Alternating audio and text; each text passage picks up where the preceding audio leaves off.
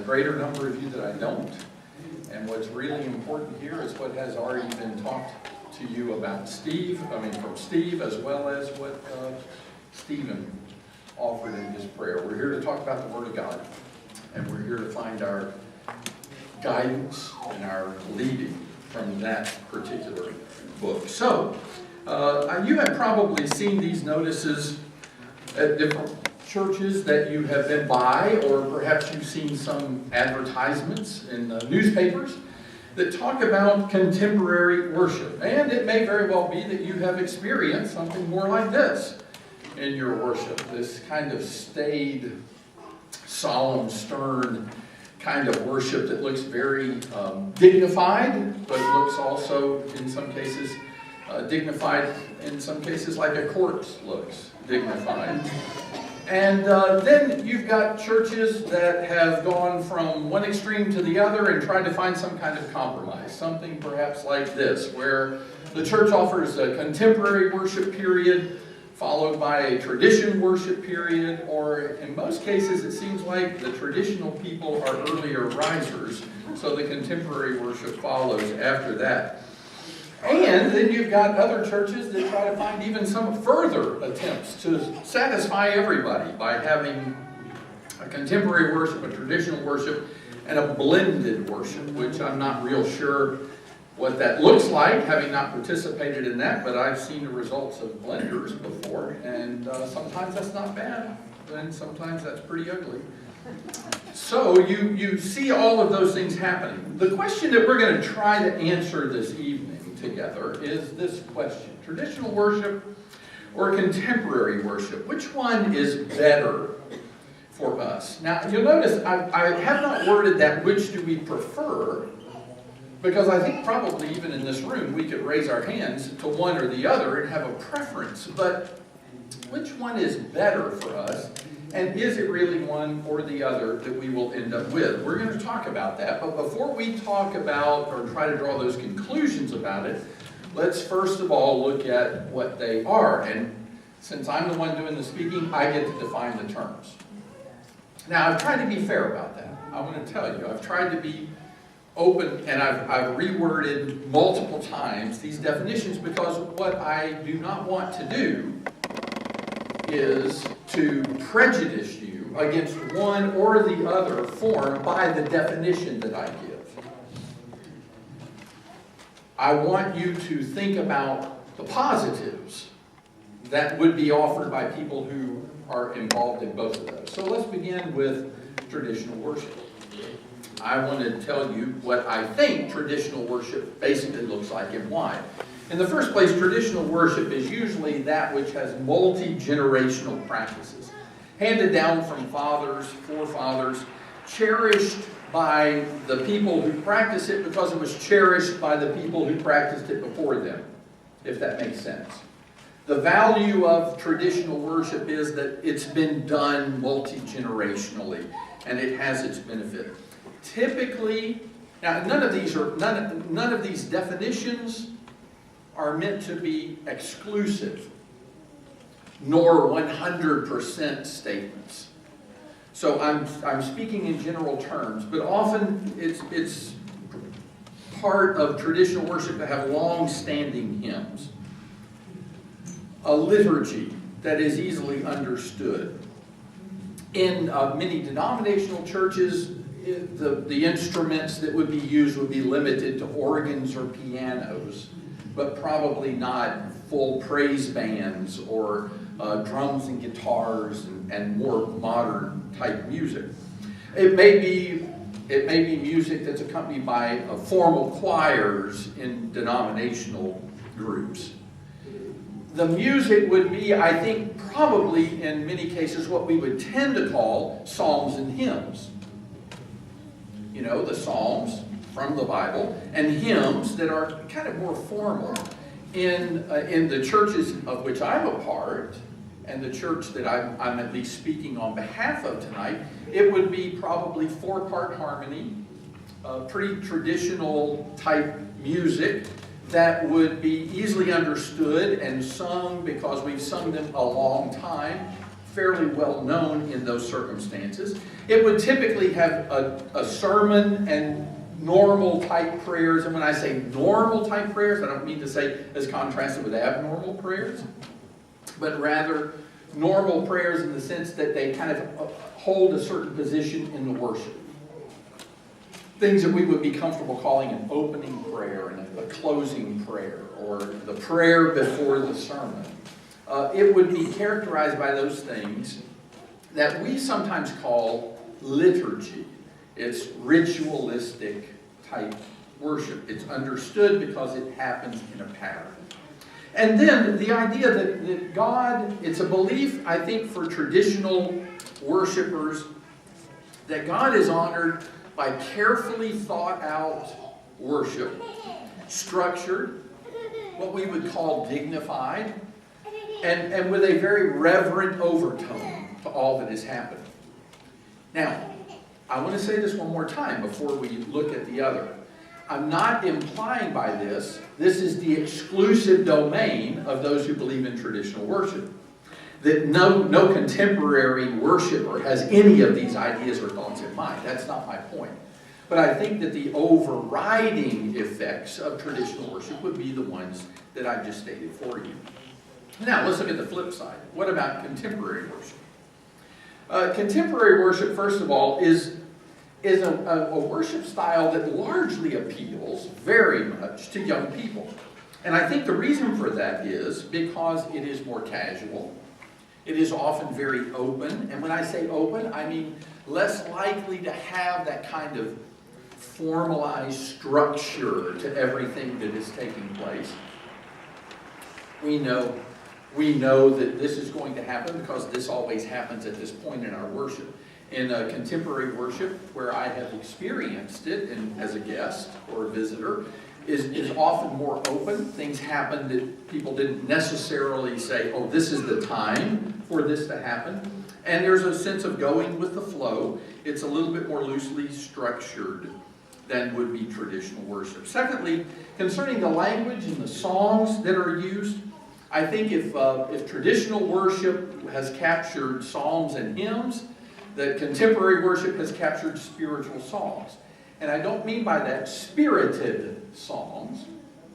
I don't mean to imply that it has a spirit and traditional worship doesn't. But perhaps more contemporary type music, even in its wording and in its structure of music, it would have that. In the denominational sense, contemporary worship would often be accompanied by praise bands, full bands that would be on the stage. It is very current, the music, very progressive. And that's also true in the language. If you hear these and thous in traditional worship, you probably won't hear those in contemporary worship. The King James Version would probably not be the version of choice in contemporary worship styles because there's an attempt to get the language where people are rather than bring the people to the language of the past. That makes sense? Yes, no? Did to a couple of you, thanks. All right, now it did to more of you. Or you're just saying, shake your head so he doesn't go back over that. One or the other. There are in contemporary worships that I have observed and have talked about and have read about, there are fewer rules concerning decorum in terms of dress and appearance or conduct. Seats may be present, but they may not be occupied very much. People may come in all different styles of apparel. I remember seeing one situation, one video about a church that was saying, they were answering questions that were asked of their church. And the question was posed by a member of the church there, and then it was answered by that person. One of the questions was, is there a dress code for your church? And then the woman paused and said, yes, you must wear clothes. And that was it. And I'm saying by that, obviously she was being humorous in that. She smiled when she said that. She didn't expect anybody not to wear clothes. But the point she was making was, There really isn't a formal code in any way, shape, or form of how people typically dress for this kind of contemporary worship. And that's simply not an issue for those who are engaged in that kind of worship. That's not a big deal. Classes and sermons address current culture and breaking news. It's often very contemporary in the messages. It's almost like reading yesterday's newspaper to hear the materials that are taught and shared in the classes. They may take off of current TV programs, not only in the titles of sermons, but in the very essence of those sermons. The messages often are hyper-relevant and culturally sensitive. That is, they're thinking in terms of what's happening today and what should be our response or reaction to that. And then I will tell you, AV equipment and multimedia tools are the latest. In contemporary worship, they're very important because the worship is enhanced for the eye and the ear. So there's a lot of color and there's a lot of sound. There are images, and there are oftentimes clips and movies that take place in the worship assembly that motivate people and move them in their thinking.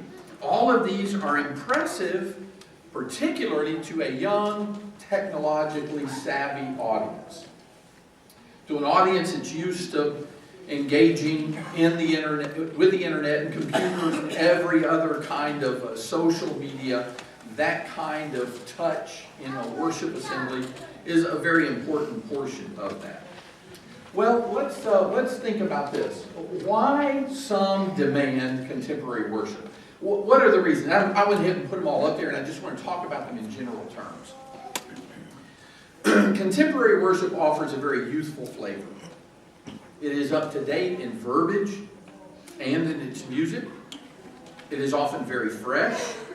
It has ever-changing themes and motifs. And it touches emotions with the way the message is delivered, with all the enhancements that are meant to help deliver the message. It often speaks to the expressed and felt needs of the audience. So I hope that you're seeing that some of these things are things that all of us in this audience would say, I can see that, I like that, I would like that to happen. What about traditional worship? Well, traditional worship maintains its focus more on God. It seems like traditional worship is less concerned with what do people want and what do people feel, what do people need. And you can't ever separate people from worship. But traditional worship thinks more in terms of where's God and what's His place in all of this. And it focuses on God by using repeated formulas and music that is often familiar with age. I don't know that anybody would express it in these terms, but I will. I think to some degree, traditional worship finds that it's easier to focus on God when you don't have to focus on the forms that get you there. Now, I don't know whether that's right or wrong. I'm not saying that's good or bad. But I think sometimes that's what traditional worship is about. If I can do these things and I can not have to worry about what's coming up next, but I know what's going to happen, I can focus more on the end result than I can in the multitasking that may have to take place in an assembly where all things are happening like they do. It does not seek to be current, but ageless. Traditional worship thinks more, I think, in terms of here's what will work because it has worked and probably will work again tomorrow if we continue to do this. Traditions aren't bad. I want to say right up front, tradition is not bad. The Bible talks about it. The Bible doesn't use the word contemporary in terms of worship. But the Apostle Paul did say in 2 Thessalonians 2:15, stand firm and hold to the traditions which you were taught. That there are some things that are valuable because you were taught them and they're still true today and they'll be true again tomorrow. So there is a value in that. But I also want you to understand, and this is where I want to really key, because I hope at this point that you would say I have been fair in trying to present both the positives and the concerns or challenges of both of these forms of worship. That there's something far more important than the kind of worship that we offer, and that is beyond the forms of worship is God. And I would think that every person here would say amen to that, that's what's really, really important. That contemporary worship versus traditional worship isn't really the issue. Those are both attempts, should be attempts, to bring us into a deeper and more valuable relationship with God. And so I want to talk about that for just a few minutes, because worship by definition is about God. I mean, the very term itself conveys the idea that there is someone to be worshipped. And worship itself, as I will show you in a moment, is a concept that cannot be offered to just anyone. We may say to someone, I'll tell you what, I think that she's the greatest girl I've ever met. I just worship her. And I would say, I really doubt you do. I mean, not if you really understood the nature of those terms. We'll talk about that in a moment. But worship is about meeting God. It is about offering Him what we think is valuable to Him. That is all wrapped up in this word or concept of worship. So let me show you what I mean. Here are some Old Testament terms translated. There are Old Testament words in Hebrew and in the Greek Septuagint that are translated by the following terms that you see on the screen behind me. Worship means to bow down, to prostrate yourself.